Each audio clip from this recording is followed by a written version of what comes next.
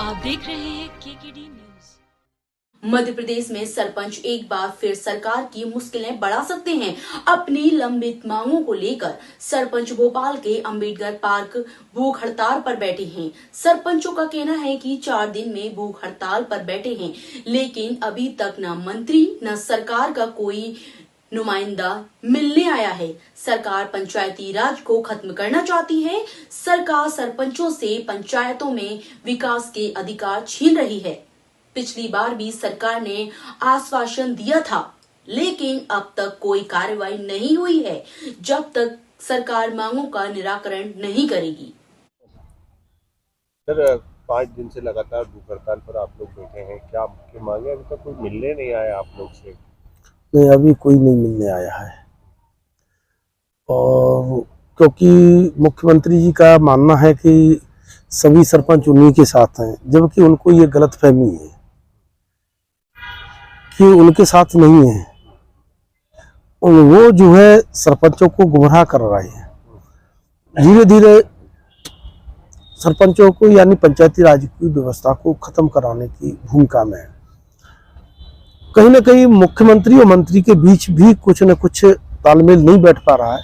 इसकी वजह से हमारे पंचायती राज व्यवस्था पर असर पड़ा है, क्योंकि माननीय मुख्यमंत्री अभी टैनी है और मंत्री जी खिलाड़ी हैं, तो इसका असर दोनों की सामंजस्य की वजह से हमारे पंचायती राज व्यवस्था पे पड़ा है।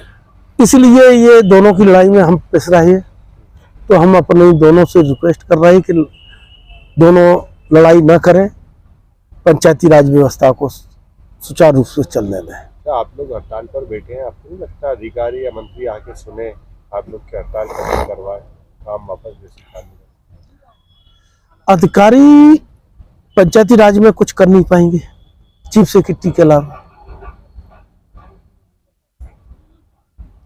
ACS 2 के अलावा और किसी की क्षमता नहीं है कि पंचायती राज को बचाने में सहयोग कर सके। और नेता में CM ही कर सकते हैं। माननीय मंत्री जी के साथ तो 5 बार बैठ चुके, कुछ हुआ ही नहीं। इसलिए अब कुछ वैसे अधिकारी मिले भी तो क्या करेंगे? वो तो आश्वासन ही तो दे सकते हैं। तो आश्वासन वालों से मिलने से अच्छा है कि हम जिसके हाथ में है उसी से मिले। इसलिए तब तक बैठे रहेंगे जब तक फाइनल अथॉरिटी हमसे नहीं मिलेगी। जय हिंद, जय भारत।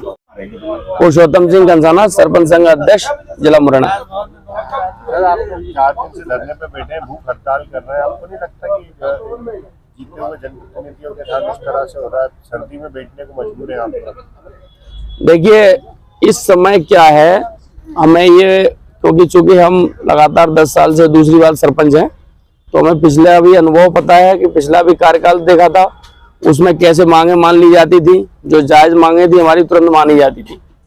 चूंकि अब इस समय सरकार ही होश में नहीं है एक तरह से, तो वो मांगे तो जब माने जब उनको पता चले कि क्या होता है दर्द।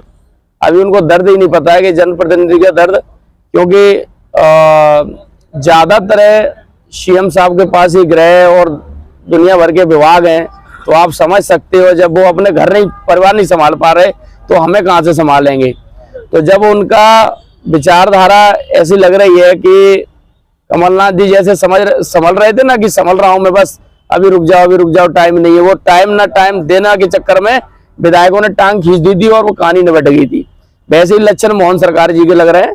तो हमारा तो यही निवेदन है कि आप पहले अपना घर देके फिर हम जनप्रतिनिधि हम भी बन के आए, हम भी एक मान के चलो ग्राम के मुखिया हैं, तो हमारा भी फर्ज बनता है। आशा लगाती है जनता हमसे कि आप मुखिया बनाए हो, सरपंच बनाए हो तो काम समय पर करके दो।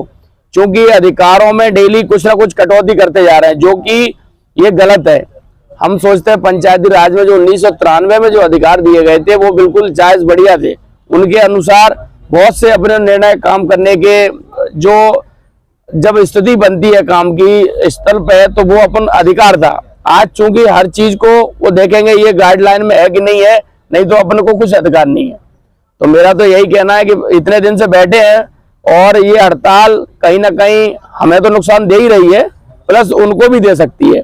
तो मेरा तो सरकार से यही कहना है कि सरकार सोचे जनप्रतिनिधियों की। एक जनप्रतिनिधि सरपंच बड़ी मुश्किल से बनता है, विधायक बनना आसान है, सांसद बनना आसान है। पार्टी टिकट दे देगी, बन जाएगा विधायक, पर सरपंच जब ही बनेगा जब वो काम करेगा क्षेत्र में। हम अगर काम नहीं कर पाएंगे तो हम नहीं बन पाएंगे, और जब हम नहीं बन पाएंगे तो हम आपको भी कोशिश करेंगे नहीं बनने देंगे आगे चल के। धन्यवाद।